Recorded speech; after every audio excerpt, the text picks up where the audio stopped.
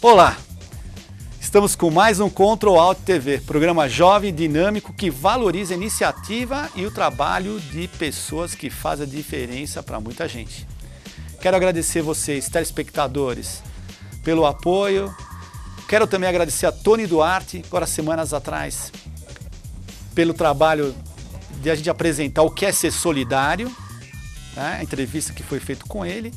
E hoje nós temos um assunto muito importante, síndrome de alienação parental. Quem vai explicar isso para a gente é o Marco Antônio Uchoa Barbosa, logo após o intervalo.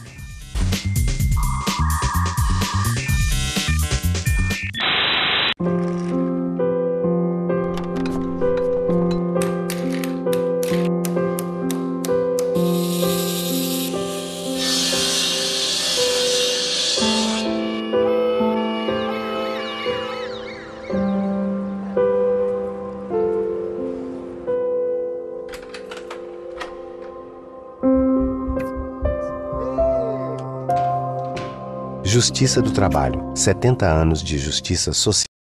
É tão bom que a gente descobre que gosta de fazer alguma coisa. Esporte, música, dança, pintura. Eu adoro o que eu faço. E você? Já descobriu o que você mais gosta de fazer? Quando a gente descobre, a vida fica tão mais completa, tão completa que não sobra nem um espacinho para as drogas. Tem um mundo de coisas legais para fazer. Você tem a vida inteira pela frente. Drogas? Para elas você faz assim, ó. Meu pai nunca me patou estudar, mas naquele tempo não tinha escola. E hoje em dia não estuda quem não quer. Meus netos, graças a Deus, são todos estudiosos. Disco espiral, esbranquiçado. A educação, ela tem o poder de modificar a vida de uma pessoa. A Adriana gostava de estudar. Ela viajou para Fortaleza, trabalhava com a família de dia, de noite estudar. E eu sempre tive aquela noção que o estudo me daria muitas oportunidades de uma vida diferente da que eu tinha quando criança. Então eu acredito que sem o ProUni eu não teria essa oportunidade. Com o ProUni, milhares de brasileiros estão chegando ao ensino superior. A educação é o melhor caminho para reduzir a desigualdade. Informe-se e participe deste Brasil com mais oportunidades. Me senti tão alegre, né, de ter uma filha advogada. O esforço dela conseguiu. Força de vontade. Ministério da Educação, Governo Federal. Você fica constrangido quando encontra uma pessoa com deficiência? Então, está na hora de mudar. Deficiência não é doença e essas dicas são para você. Ao conversar com o cadeirante, procure sentar-se. Assim, vocês mantêm a mesma linha do olhar. Para ajudá-lo a subir um degrau, segure a cadeira com firmeza e incline para trás, levantando as rodinhas da frente. Para descer, faça a manobra de marcha ré, sempre apoiando para evitar solavancos. Mas nunca movimente a cadeira sem antes pedir permissão ao cadeirante. E em nenhuma hipótese, nem por um segundo, estacione na vaga reservada a pessoas com deficiência ou ao lado de guias rebaixadas. Você gostaria que construíssem um muro na porta da sua garagem? Pois é, quando você estaciona em lugares reservados, está impedindo que o deficiente físico se locomova. Cidadania é saber conviver com as diferenças. Eu sou mais um brasileiro com registro civil, tenho os meus direitos desde o nascimento. Eu também tô nessa corrente que tem que seguir em frente. O país inteiro está com a gente. A certidão é de graça, é um direito humano. Pro seu filho ter orgulho de ser brasileiro. A certidão é de graça, é um direito humano. Procure na maternidade, no cartório mais próximo ou informe-se na prefeitura sobre os mutirões. Faça a certidão ainda na maternidade. Pro seu filho ter seus documentos, ter nome e sobrenome, garantir os seus direitos e se registrar. Sou da família Brasil e tenho orgulho de ser brasileiro. Eu tenho certidão de nascimento, sou cidadão brasileiro. Eu tenho certidão de nascimento, sou certidão de nascimento, um direito humano, um dever de todo o Brasil. Secretaria de Direitos Humanos, Governo Federal.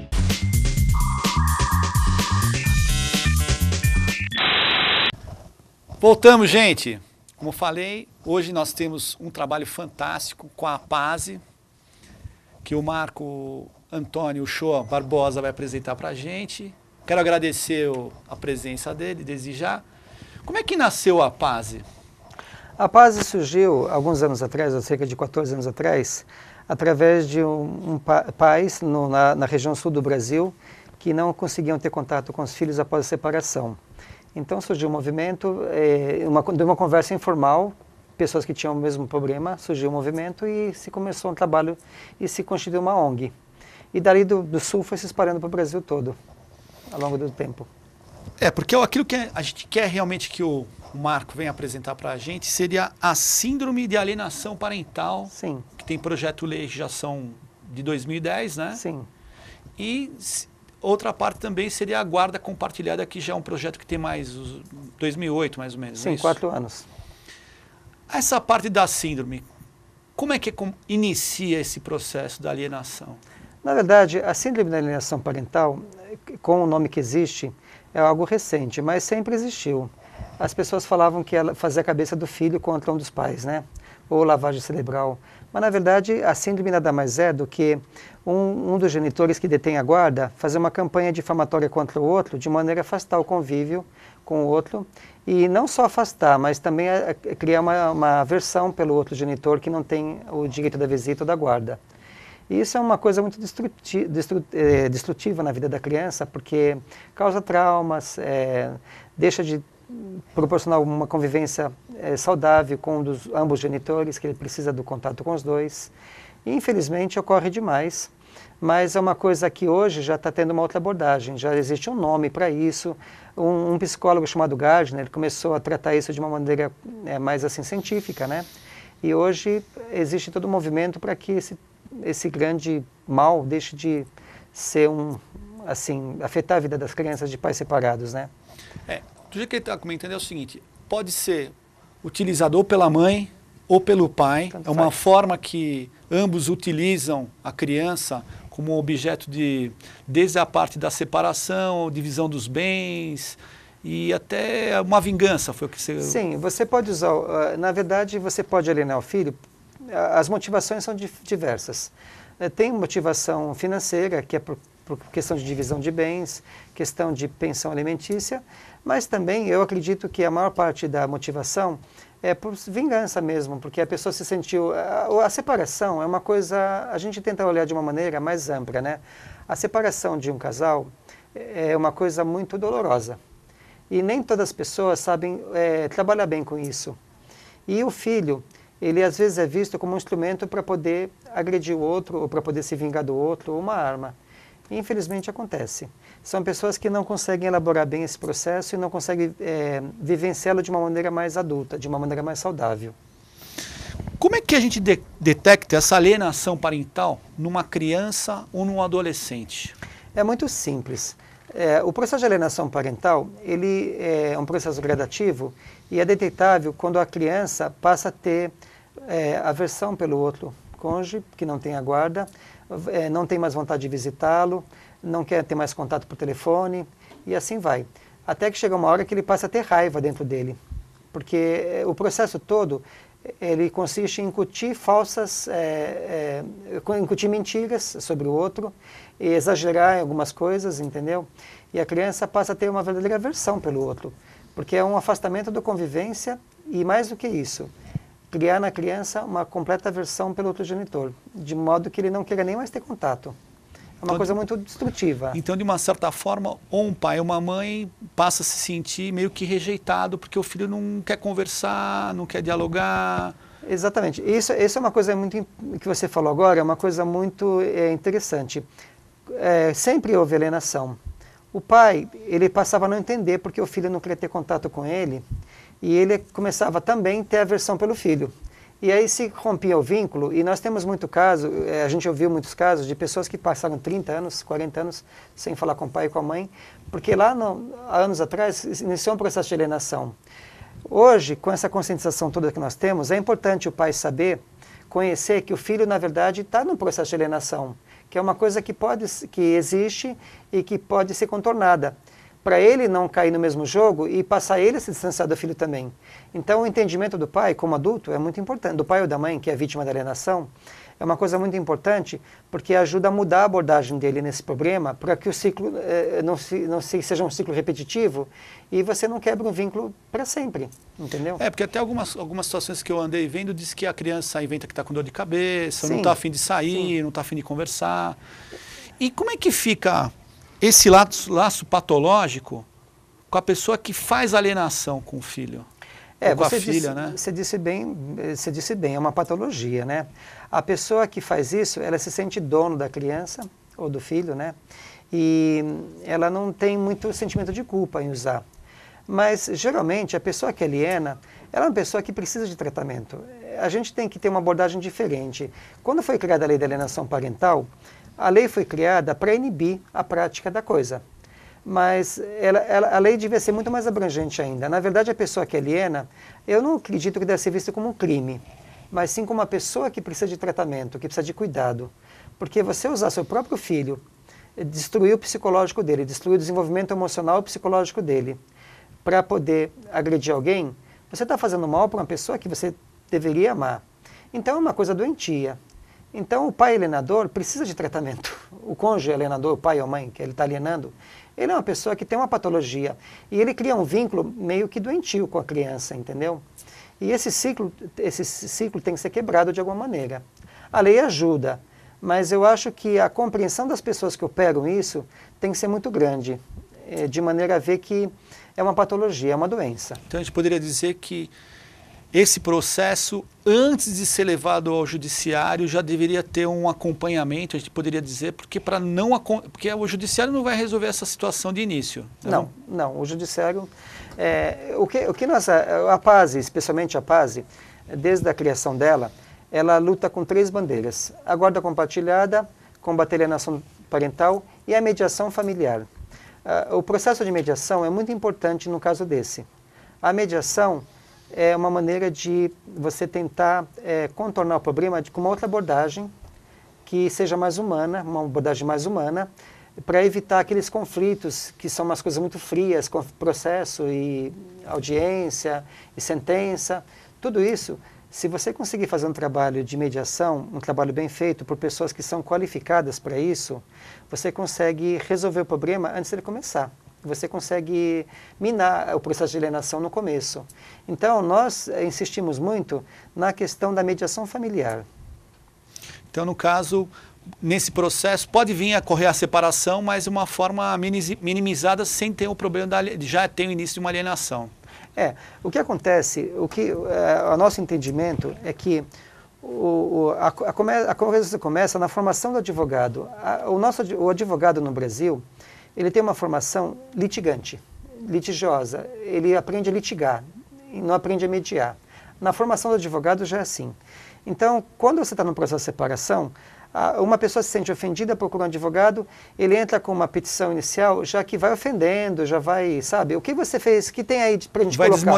Vai desmoralizando. Aí outra pessoa recebe aquilo e o judiciário não sabe lidar com isso. O nosso judiciário também precisa ser melhorado nesse aspecto, né? O que nós começamos foi, isso começou nos Estados do Sul principalmente, ao invés de ter aquela audiência de separação com o juiz, antes disso, começar uma audiência de conciliação, de mediação. A mediação é mais do que a conciliação. A conciliação já é prevista em lei, já existe. A mediação é uma coisa mais ampla, é uma coisa mais profissional. Então, a mediação é uma coisa que evita o litígio posterior. As pessoas sentam com uma pessoa que é profissional, que foi preparada, e tentam resolver as questões de uma maneira mais, assim, digamos, mais civilizada e menos dolorosa. Isso beneficia muito o filho e evita que o filho seja um objeto de alienação. Bom, eu vou já deixar uma pergunta para o próximo bloco. A lei que é tratada no Brasil sobre a síndrome de alienação parental. Voltamos já e o Marcos vai explicar para a gente como é que essa lei não está sendo seguida.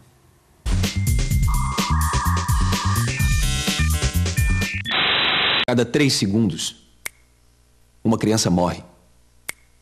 Resultado da miséria absoluta. E o pior, todas essas mortes poderiam ser evitadas. Junte-se à chamada global para a ação contra a pobreza. Não queremos o seu dinheiro. Queremos a sua voz.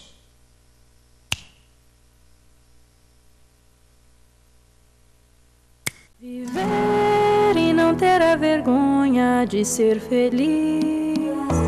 Os portadores de paralisia cerebral da Associação Cruz Verde têm muita alegria de viver.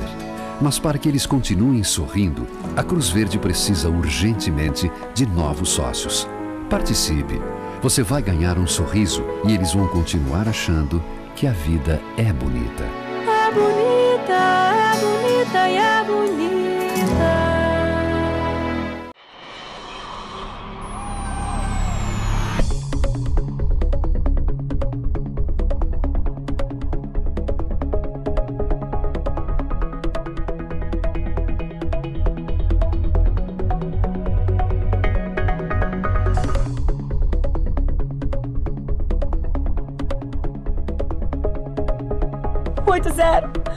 Eu preciso de ajuda. A violência contra a mulher é todo ato que cause morte, dano ou sofrimento físico, sexual ou psicológico em casa ou na rua. No Brasil, uma mulher é assassinada a cada 2 horas. Os agressores normalmente são os namorados, maridos, parceiros ou ex-amores. Muitas mulheres já enfrentaram a violência e lutam pelos seus direitos. Mudar esta cruel realidade é dever de todos nós. Eu sou Maria da Penha. A Lei 11.340 leva o meu nome porque eu também fui vítima de violência doméstica, como muitas mulheres no nosso país. Denuncie a violência contra a mulher. Diz que 180 ou vá à delegacia mais próxima.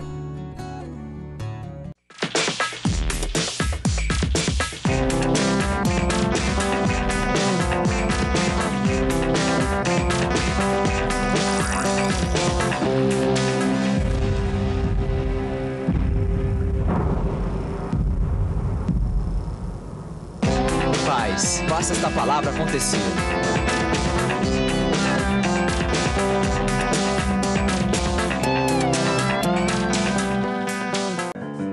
Você fica constrangido quando encontra uma pessoa com deficiência?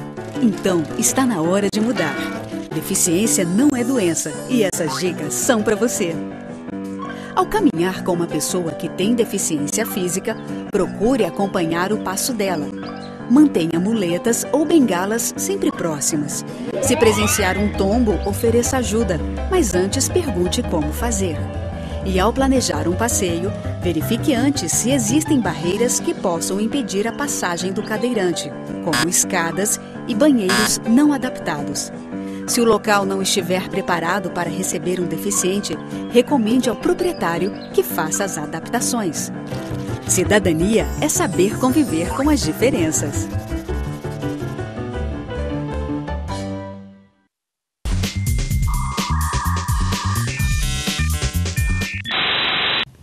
Fantástico o vídeo, né? O trabalho deles, grande sensibilidade, amor, empenho. E eu te fazer uma pergunta. A guarda compartilhada auxilia e evita a alienação? Sim, com certeza. A guarda compartilhada, ela ajuda porque você acaba fazendo com que a criança tenha os dois lares e acaba, de uma certa maneira, inibindo essa questão da alienação. Porque o grande auxílio, o que ajuda mais a alienação é a falta de contato de um dos genitores com o outro. A demora nos processos, porque às vezes a pessoa, o pai que está distante, o genitor que está distante, é impedido de ver o filho. Ele entra com um processo de visita e o processo leva 2, 3 anos. 2, 3 anos é um tempo suficiente para a criança se sentir alienada e perder o contato. A guarda compartilhada vem ajudar, porque evita que se use a criança. Ele passa a ter contato com os dois, né? E essa lei é aplicada pelo nosso judiciário? A guarda compartilhada ainda está engatilhando na sua aplicação. E, na verdade, ela já existia, essa previsão da guarda compartilhada, no Código Civil novo. A lei da guarda compartilhada alterou um dos artigos e tornou mais fácil de aplicar.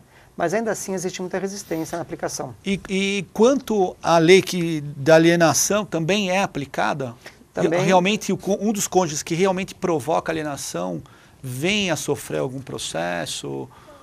Olha, na verdade... Ou é um pouco difícil ainda? É muito difícil você conseguir informações do judiciário com respeito a isso. O judiciário nosso ainda é muito... tem muita resistência a apresentar números, né, para a sociedade. Talvez no futuro, com o CNJ e tudo isso, a gente vai ter um judiciário mais transparente. Mas pelo nosso sentimento que a gente tem, ainda está sendo muito difícil a aplicação da lei. Tem que conscientizar mais de que a lei veio para ajudar. Isso é um trabalho que tem que ser feito. Isso que é importante, que eu quero passar para o telespectador. A criança que vem sendo alienada durante anos, depois é constatado que sofreu. Essa criança consegue ser recuperada da alienação?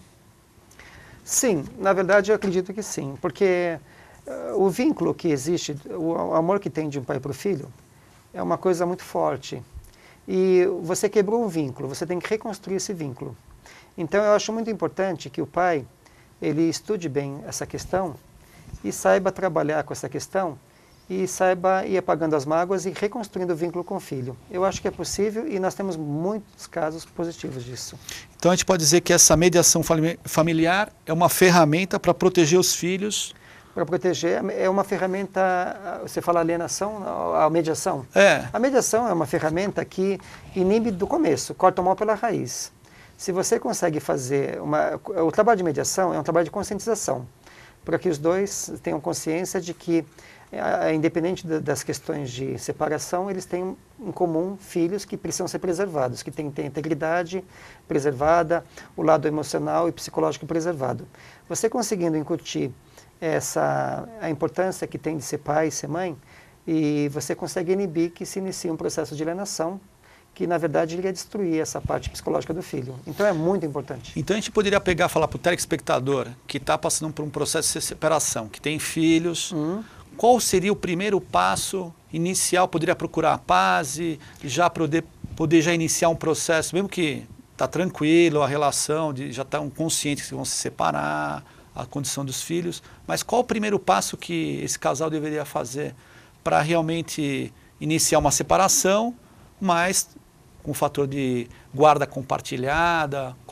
Qual o conselho que você daria inicialmente? Bom, inicialmente, eu acho que o judiciário, o litígio, deve ser em último caso. A melhor coisa é o acordo. Então, eu acho que as pessoas têm que se conscientizar e procurar profissionais. Eu acho que não só a PASE, tem a PASE também que está à disposição para orientar, para passar material, para dar orientação por telefone. Algumas cidades têm gente da PASE disponível. E procurar conversar com pessoas que passaram por aquela experiência. E se for ter que entrar com uma ação, procurar as câmaras de mediação do judiciário. Porque em várias comarcas estão sendo criadas câmaras de mediação.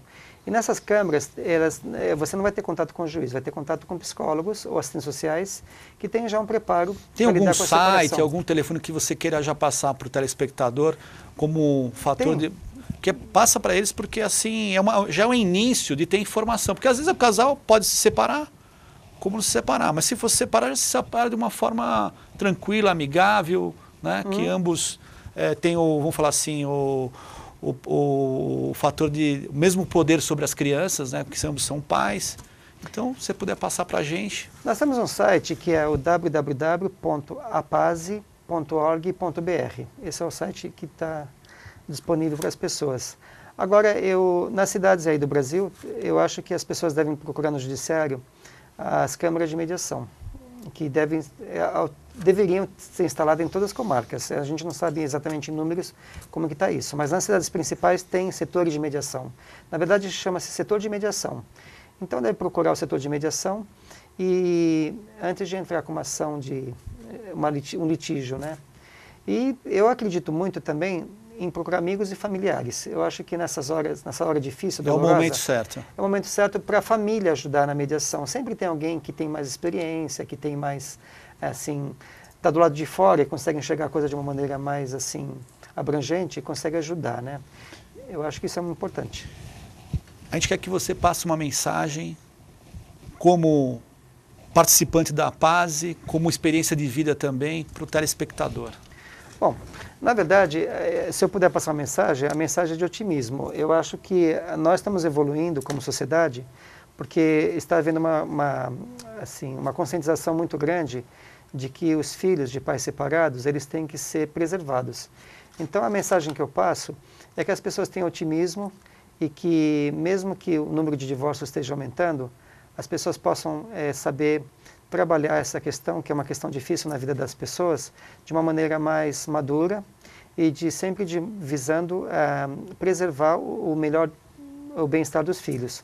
A mensagem que eu passo é uma mensagem de otimismo, que a nossa sociedade está evoluindo, hoje tem muitas pessoas preocupadas com essa questão e que hoje você tem recursos que você não tinha um tempo atrás. Mesmo há 10 anos atrás, a pessoa se via vítima de uma questão de alienação e não tinha muito a que recorrer.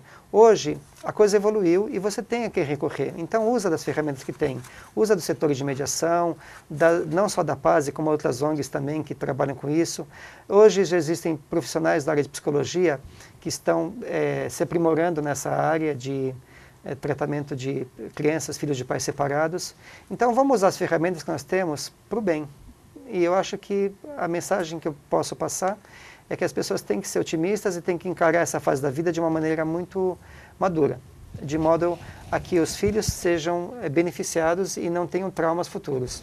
E mesmo as pessoas que viveram com isso, para as pessoas que já passaram por esse processo, é mais importante que isso, é que você consegue reconstruir o vínculo com seu filho. Se você tiver uma atitude madura, se você conseguir estudar a questão, você com amor, com muito amor, você consegue recriar esses vínculos que foram perdidos. Isso é muito importante. Tem que ter calma, paciência e ser maduro nessa situação. Exatamente. Quero agradecer você, Marcos, pela presença. Vamos ver se tem uma futura entrevista, poder colocar mais assunto, mais experiência. E hoje o programa, como sempre, a gente entrega essa azaleia como resistência, trabalho, persistência e uma planta muito bonita também. Poxa, eu agradeço a oportunidade de ter vindo aqui e estamos sempre à disposição e agradeço pelo presente. Agradeço você, o telespectador, pelo apoio, pelo carinho e mais um Control Alt, gente. Até lá!